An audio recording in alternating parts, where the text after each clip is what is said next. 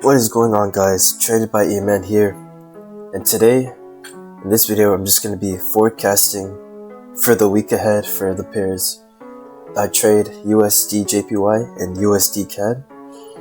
Before I get started, I just wanted to say that let's see if we can get to 5 likes on this video, because that'll really help me out, and let's see if we can hit our goal of 50 subscribers by the end of next week, or by the end of this week.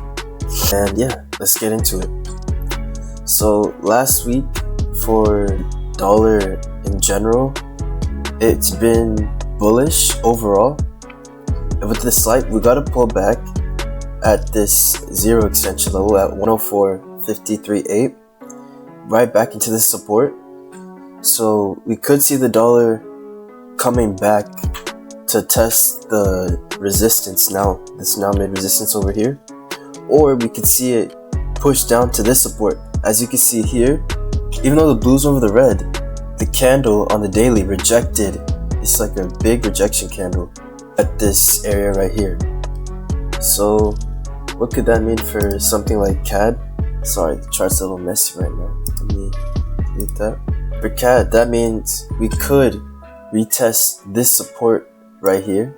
Let me extend that. Because also on CAD, as a result of the dollar having that major rejection, here we closed under this support level. So we could see price coming down to this support level and then continue up. Or we could see a push, pull back here, and then keep going to this next key level. Because the thing is, from what I've learned in trading, I like to be a reaction trader. Like, instead of trying to predict what's gonna happen, I like to react to what happens in the market and have a plan for whatever price wants to do, whether it goes long or whether it goes short. So USD CAD has been consolidating for this past couple weeks, and we'll see if it'll continue in the consolidation and test this support, or break out through this resistance, retest it, make it support, and then keep going to this level. As I like to do, I like to come to the Forex Factory for any news that could influence and impact the pairs that I trade. So for today, there's nothing too crazy, just average cash earnings for JPY and current account for JPY.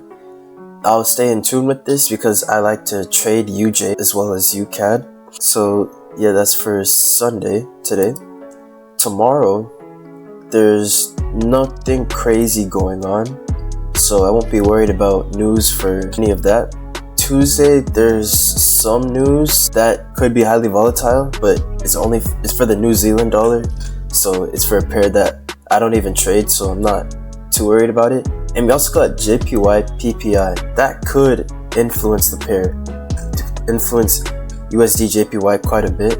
And Wednesday, this is a very news heavy day, as you got CPI for the USD, which can impact the whole Forex market or most major pairs, as most major pairs include the US dollar. So I'm going to do my best to stay away from that because I do not know what could happen. And for CAD as well.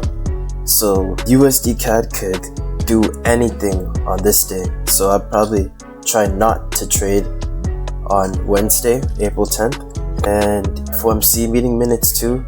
So yes, for Wednesday, it's going to be a very news heavy day. For Thursday, I don't even think I'm going to trade on Thursday, because like I said in my last video, with my new plan, I only trade on 3 days, and after 2 losses, then I'm done for the week.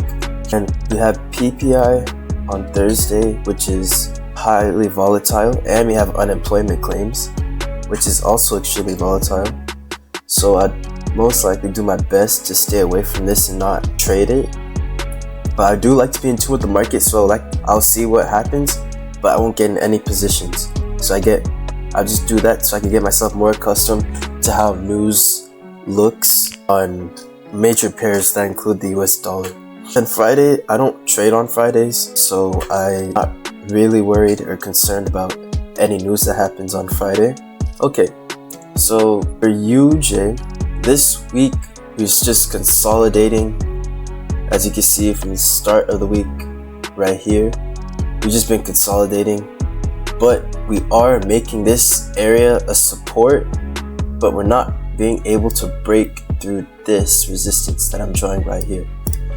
So anything could happen, because we could come to this resistance, come back down, and maybe come up or continue going down.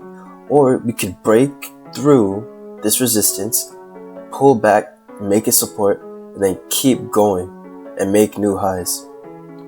So anything could happen, and I'm just waiting to see whether I'm gonna go on a lower time frame, whether we retest this resistance and then come back into this support area, or if we break this break this resistance, come back, make a support, and then keep pushing on.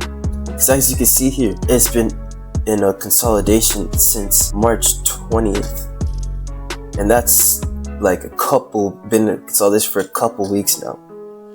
And I don't normally like trading consolidation unless I can see where it's really going. Like if it's in the middle right here, I don't like to normally trade it, because I don't know if it's gonna retest this resistance and then come down, or just come down maybe into this support. As you can see, the wicks here making it resistance, come down to this area and then keep going. But we just have to wait and see for the week. But if it does decide to come to this resistance and pull down, I'll just look for sells to the 150-800 level, around this level right here, because I don't see it going past here, this 150-600 level, 630 level, unless there's like big news, or if the yen market, the Japanese yen, is just weak for this week or week in general. So entries, I'll probably look for either a bounce from, as I said, a bounce from this resistance right here to either continue down or to go up.